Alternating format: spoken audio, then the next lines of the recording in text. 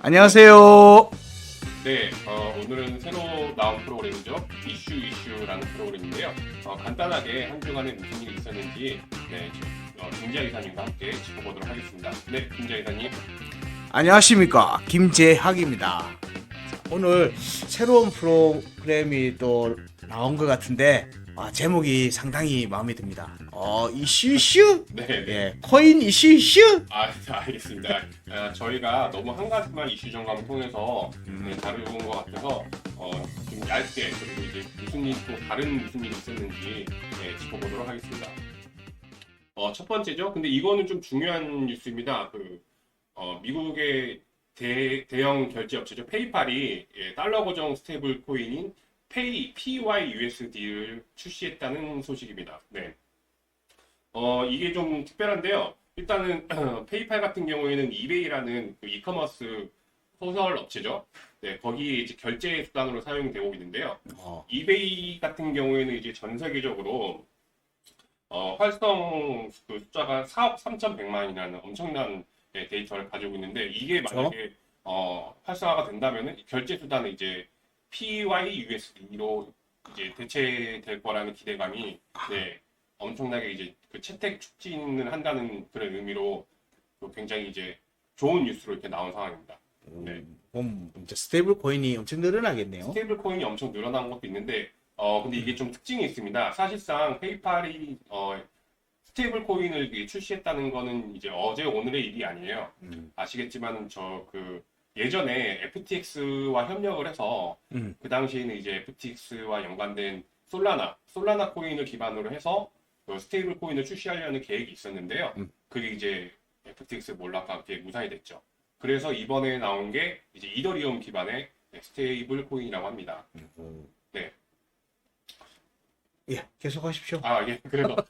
그래서 이제 그 페이팔 같은 저희가 이제 그동안 알고 있었던 뭐 USDT나 USDC 같은 그런 스테이블 코인 같은 것도 있었고 다른 DAI나 뭐 그런 코인들도 있는데 페이팔 같은 경우에는 어떤 의미를 가지고 있을까요? 그것도 가겠지만 여기 만든 회사가 예전에 바이낸스 팍소스. 팍소스 측이 여기에 이제 발행과 관리를 한다라고 제가 듣기는 들었는데 이 내용이 맞습니까? 네, 맞습니다. 얘들이 바이낸스를 뒤통수 치고 미국 쪽에 붙은 이유가 있는 것 같긴 해요. 그래요? 예. 어쩌면 그러면은 미국과 중국의 주도권 싸움을 또 뭐 그렇게까지 네. 보기는 그렇고 보통 스테이블 코인을 하면 오늘 또 관련돼서 미연준에서 나온 기사가 있더라고요. 네네네. 예, 기사를 보면 미연준 이게 측에서 참 타이밍이 좀 기가 막혀요. 그러니까 스테이블 코인 출시 바로 다음 날 규제를 발표했죠. 그렇죠. 우리 이걸 흔히 말하는 짜고 치는 고수도. 그럴 수 있죠. 네. 뭐 그렇게 보고 있는 겁니다. 이게 스테이블 코인에 대한 내용 나오면은 뭐 CBDC나 이런 거하고도 연결돼서 얘기할 수밖에 없는 부분이 있는데 여기에서 연준에서 여기 이전에 파월 의장이 이전에 발표할 때 스테이블 코인들에 대한 부분들이 뭐 암호화폐나 이런 부분들이 뭐 화폐로서 가치를 가진다는 내용식으로 이미 이렇게 떡밥을 던져 놓은 모습이었고. 어찌됐든 근데 제 생각에는 연준은 규제를 하고 싶어 하는 쪽이잖아요. 이게 스테이블 코인하고 왜 그러면 연준하고 연결되어 있냐면 단순히 금융적인 정책적인 부분들도 있겠지만 여기에서 중요한 밑바탕이 깔고 있는 게 사실은 이 스테이블 코인에 대한 디파짓에 대한 요소가 들어가 있어요. 그러니까 결국에는 지급 준비금에 대한 요소인데 여기에 많은 부분의 포지션을 차지할 게 바로 미채권이 될 가능성이 높기 때문에 그래요. 미채권이 될 가능성이 높다고 보고 있기 때문에 미 연준에서 이 판을 지금 깔고 있는 게 아닌가라고 하는 부분들이 그러니까 결국에는 미 달러의 강화라고 하는 측면에서 봤을 때 미채권을 안 사주고 있는 부분들이 많거든요. 여러 경제적 신용등급도 하락하고 그렇죠. 뭐 그런 부분들이 있고 하기 때문에 또 중국에서 예전에 미채권들 많이 사주면서 달러화가 이렇게 기축통화로서 좀 더 활용되는 게 많았는데 위안화가 지금 중국이 지금 계속 눈치 보면서 딴짓을 하려고 하잖아요. 이런 부분들이 이제 영향을 미쳐서 미 채권에 사주는 게 일본하고 유럽 쪽에서만 사주고 있었는데 이런 부분들 암호화폐 쪽에서도 영향력을 확대하려고 하는 게 스테이블 코인을 통한 접근으로 보고 있습니다. 아, 예. 그리고 그 짜고 치는 고스톱이라고 이렇게 말씀하셨는데 네. 한 가지 또 그 페이팔 스테이블 코인 같은 경우에는 특징이 있습니다. 바로 이제 그 자산을 동결하고 압수가 가능한 그런 기능인데요. 그럼 결국 그건 CBDC인데. 그거 뭐 중앙화가 됐다는 의미가 됐죠. 네, 그렇죠. 짜고 치는 고스톱. 네, 예. 알겠습니다. 좋습니다.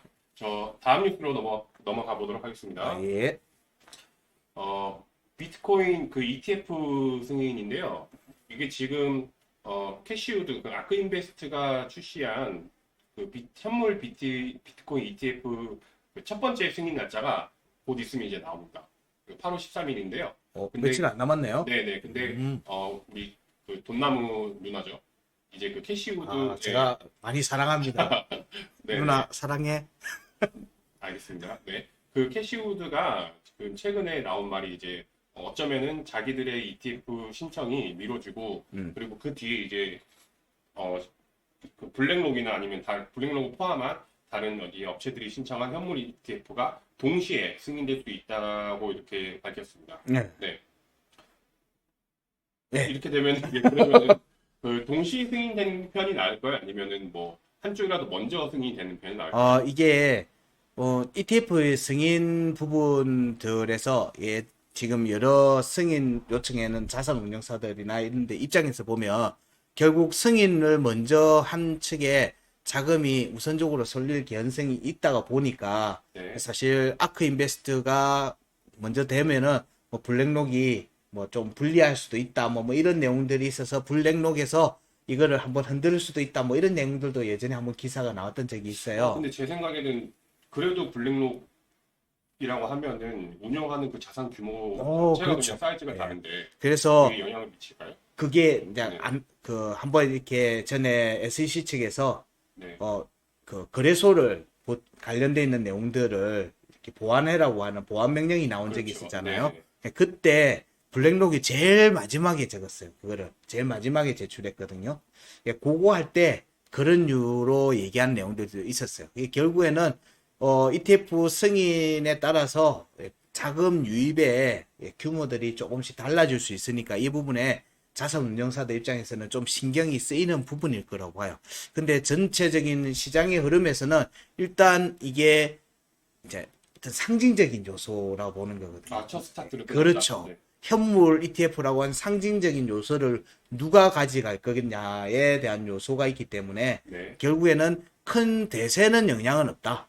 큰 대세는 영향이 결국 없는데 이게 되냐 안 되냐 그렇죠. 그 안에서 누가 이거를 내가 과실을 땄다라고 하는 부분들이 있어 뭐 아크 인베스트가 먼저 했니 뭐 이렇게 갈 수 있는데 어쩌면 이제 최초 승인이라는 그렇죠. 타이틀을 맞대어서 그 타이틀을 내가 못 먹으면 너도 못 먹는다는 걸로 갈 개연성이 높다라고 보는 거예요. 그래서 전체가 동시에 될 개연성도 저는 좀 높게 보고 있긴 합니다. 그러니까 같이 동반으로 그냥 같이 전개될 수 있는 여지가 좀 있지 않겠는가 생각은 하고는 있습니다. 예, 좋습니다. 자, 다음은요. 이 주말 동안에 있었던 일인데요.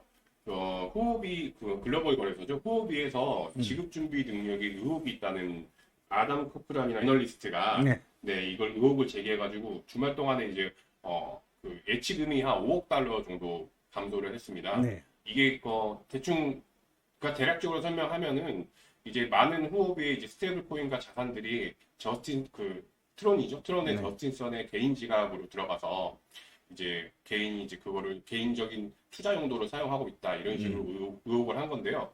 그거와 더불어서 그 중국 공안 당국에서 이제 후오비 관리자들과 이제 조사가 나왔다 이런 악재까지 겹치면서 이제 저희는 저스틴선 같은 경우에는 그거는 이제 퍼드다. 우리는 이제 뭐 문제 없다. 그리고 이제 거기에 휘둘리지 말아라 이렇게 뒤늦게 수습을 나섰는데 저희는 큰 상처가 있죠. 예전에 이제 루나 때도 있고, 그렇죠. FTS 사건 때도 있고, 항상 근데 그런 대형 사건에는 그 중심 인물들이 있었어요. 그렇죠. 그러니까 저스틴선이 그런 뜻은 절대 아닌데 그런 상처가 있기 때문에 이런 안 좋은 그 악재가 발생하면은 시장에서 많이 불안을 떨고 있는 것 같습니다. 어. 네네. 저도 이 내용들은 사실은 떡밥은 올 작년 말부터 나오던 내용이라고 봅니다. 이게 트론의 저스틴 선이 이번 후오비가 진행되기 전에 예전에 폴로닉스 거래소에서도 비슷한 형태를 보였던 적이 있었기 때문에 사람들이 의심의 눈을 가지면서 보는 거예요. 결국에는 폴로닉스가 문을 닫았게 됐죠. 예, 뭐 그럼 관계가 뭐 아예 없지도 않았고 그리고 네네. 항상 저스틴성 같은 경우에는 올바른 길로만 이렇게 가지는 않습니다. 네. 네. 이런 선례가 있다 보니까 후오비에서 지금 뭐 HT 토큰, 거래소 토큰의 뭐 급락 여기에 대한 관리 뭐 부실 이런 부분들이 사실 좀 누적이 된 측면이 있어요.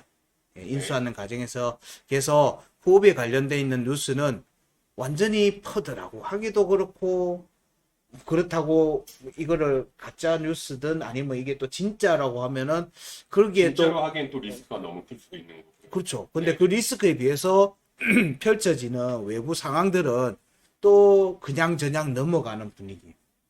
이게 이전에는 호비가 사이즈가 상당히 컸었는데 맞습니다. 그 시장 규모가 상당히 OKX와 바이낸스로 많이 넘어가 있는 상태이기 그래서 때문에 이제 저스틴성 같은 경우는 소비를 다시 키우려고 엄청 노력 중이죠. 홍보도 많이 하고요. 근데 이거 쉽지 않을 거라고 보는 거예요. 아, 네. 이게 한번 이게 가세가 기울면은 이 다시 세우는 게 상당히 쉽진 않은데 어쨌든 홍콩 베이스로 해서 좀 맞습니다. 활동을 활발하긴 하고는 있습니다. 무작정 뭐 이게 호비가 뭐 이상하다 뭐 이렇게 보는 건 아니고요. 이 부분은 좀 주위에서는 봐야 될 뉴스라고는 봐요.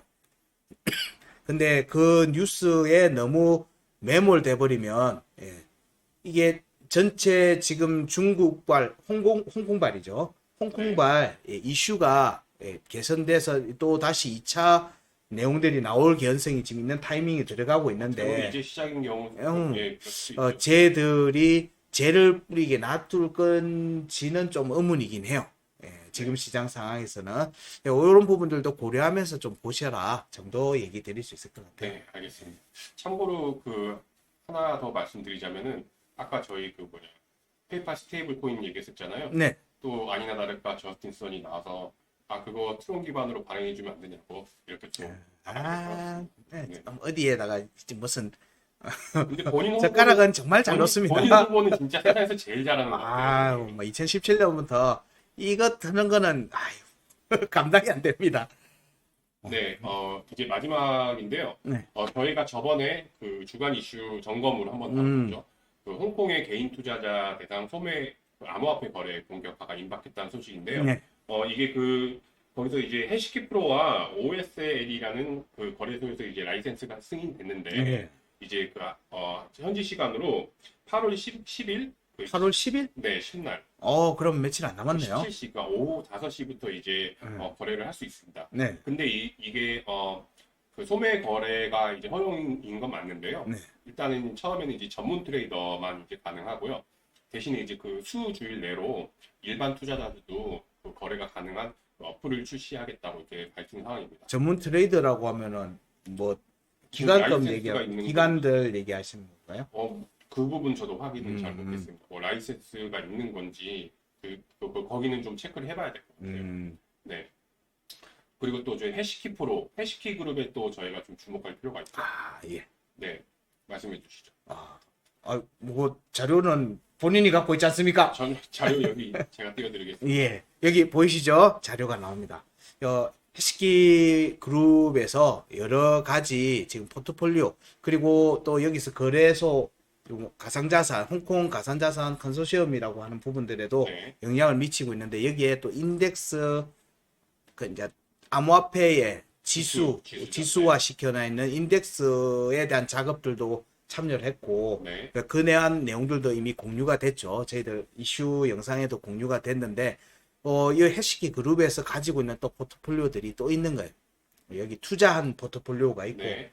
가지고 있는 네. 기본적으로 매매 관련돼서 가지고 있는 또 포트폴리오도 있어요. 직접적으로 투자한 것도 있고, 음. 네, 그 뭐 연관된 것도 있는데 이 부분에 대해서는 저희가 좀 더 심도 있게 다뤄볼 필요가 있다고 만약에 느끼면은 저희가 또 이슈 점검을 한번 다뤄보도록 하겠습니다. 예, 여기에서 이거 지금 떡밥만 좀 던져놓은 상태고요. 네. 예, 여기에 나오는 정보 종목들 나오죠. 이 종목들에서 필요한 부분들은 저희들이 또 홍콩발 이슈 여기에 관련돼 있는 종목으로도 또 체크를 또 해드릴 수 있으니까 이런 부분들 좀 주목해서 또 이후에 나오는 영상들도 참고하시면 될 듯합니다. 네, 자 이렇게 네 가지 뉴스로 그 한 주간에 무슨 일이 있었는지 짧게 준비를 해봤는데요. 네, 오늘 첫 방송인데 좀 어떻게 오늘 코인 이슈 아, 있었던 걸로 네, 네. 확인이 됐습니다. 예. 저 그러면 다음 주에도 이 시간에 한 주간에 무슨 일이 있었는지 짧게 준비해가지고 다시 찾아뵙도록 하겠습니다. 아유, 네, 감사합니다. 오늘 나와주셔서 감사합니다. 아이, 고맙습니다. 감사합니다. 네.